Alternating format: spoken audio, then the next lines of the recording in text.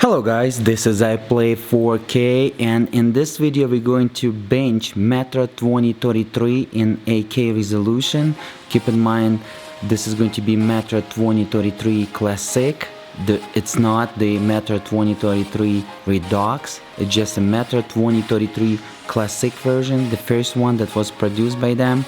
And in 8K resolution, which is 8192 pixels by 4320 pixels. And I'm going to be using today 3 Titan X and SLI. They're going to be stock Superclocked edition stock clocks. So let's go ahead and see. I'm going to try today DirectX 11 and DirectX 9 as well. And presets that we're going to use is going to be quality high and quality very high, both with DirectX 11 and DirectX 9. Keep in mind that I'm not going to use anti-aliasing at all, and texture filtering will be AF 16 times. We're going to use pretty much basic scene, which is the front line, comes with the basic Steam Metro 2033 benchmark utility. If you're going to open the folder when you install your Metro 2033 with Steam, you're going to find the benchmark utility. We're going to go ahead and run one time of each, but basically I'm running, when I'm doing the reviewing of the product, 3 times of each, and I'm getting the average FPS, but I already know the average FPS and it's going to match it, so we're good to go. Let me go ahead and run that. We're going to try DirectX 11 first with the high quality, and then DirectX 11 with the very high. Then we're going to switch to DirectX 9.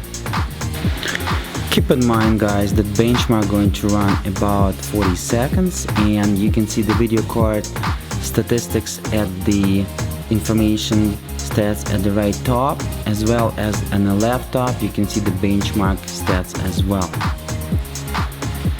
This is the 8K resolution and preset is high, DirectX 11. Driver 364.72 from NVIDIA. VHQL. It's WHQL 364.72 driver, 3 Titan X and an SLI. This is the Super Clocked edition, stock.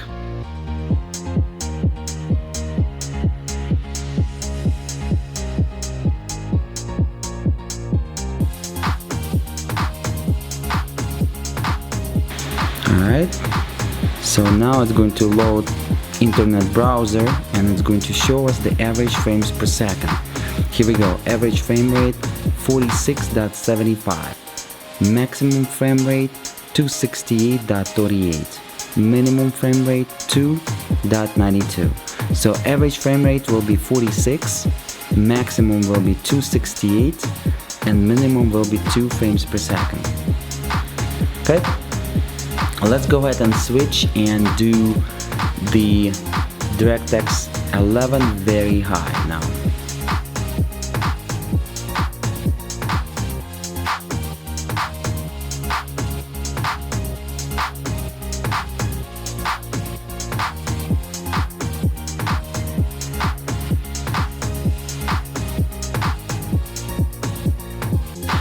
Alright, so we're running DirectX 11 very high. Let's have a look.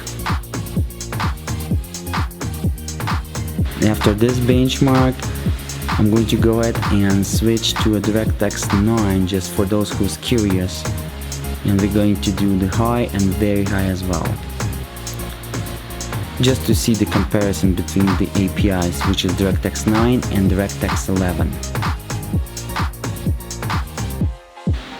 Okay, it's almost done.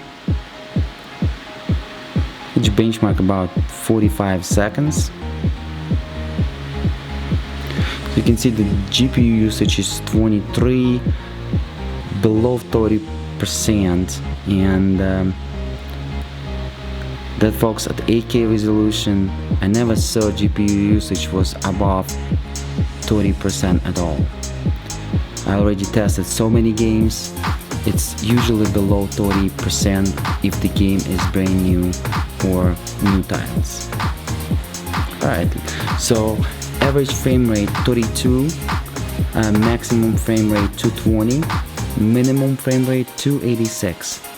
Keep in mind that Metro 2033 is not playable at very high at DirectX 11. I'm just going to spoil you, but I'm going to record another gameplay, and it's going to be with a shadow play for you to enjoy, which will take about a couple frames per second because it's going to be recorded on the same computer. But this benchmark shows exactly what it is because I'm recording today with external camera, so keep that in mind. So we don't have any factors basically forcing our game to produce lower frames per second. It's the natural frame per second with the 3 Titan X right now on the screen. But I'm going to record the gameplay, where I'm going to record with the shadow play, and you will see that Metro 2033 is not playable at very high preset DirectX 11, unfortunately.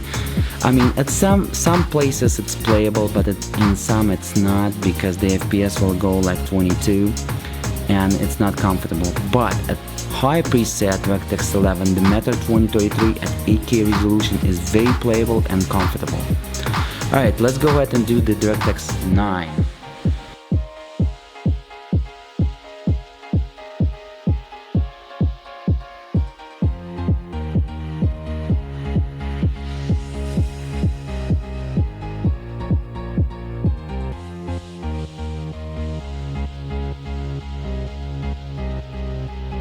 As you saw, I'm going to use DirectX 9, a high preset, and we're running it right now. So let's go ahead and see if there is any difference between DirectX 9 and DirectX 11. And then we're going to run the last benchmark, which will be DirectX 9 very high. And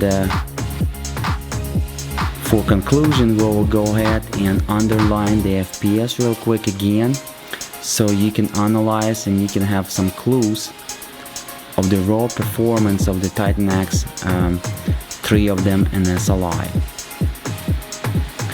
As you can see, the benchmark is so quick, they're not even throttling right now. They're like 1253 megahertz, so they're very fast, and they're running on air 100% fan rotation speed, as you can see, maximum fan rotation speed, and they're not throttling right now, so they're faster than the regular Titan X. But they're stuck. Here we go. We got average frame rate, which will be 41 FPS. Wow, DirectX 9 showing lower frames per second than DirectX 11. And I think the problem is because probably it's not utilizing 3 video cards very well, because DirectX 9 doesn't utilize 3 video cards very well. You need DirectX 11 to utilize 3 and 4 video cards. Maximum frame rate 217 frames per second, minimum frame rate 5, and average frame rate is again 41. Let's go ahead and run very high now.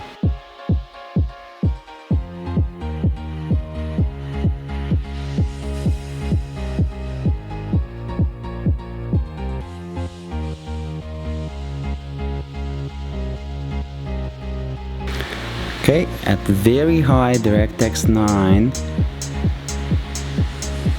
what we got? We probably, as you can see, the GPU actually utilization under DirectX 9 almost perfect, but you can see that sometimes GPU is jumping to 86 and 40, 60 the load, and I think it's not utilizing perfectly at DirectX 9.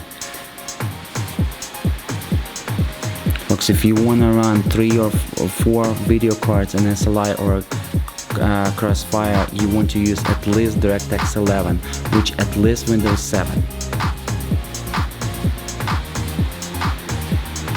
You want to use Windows 10 only if you're going to run DirectX 12, but keep in mind in April 2016, because right now is April 2016, DirectX 12 doesn't support SLI for Windows 10.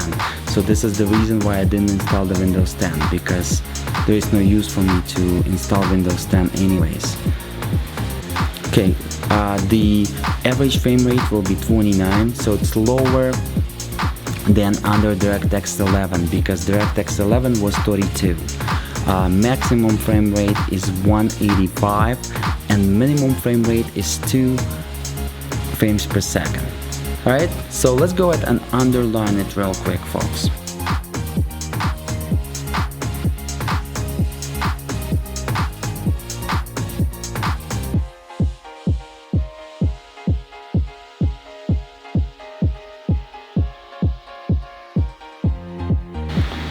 Alright, I just showed you DirectX 11 high, then DirectX 11 very high, then DirectX 9 high and DirectX 9 very high. Thank you so much for watching. Keep in mind that in this video my CPU was overclocked to 4.5 GHz, all 6 cores with the HT, which is 12 virtual cores in Windows. Please like this video for more to come, subscribe, any comments are welcome, but please be nice, and I will see you till the next videos. Peace!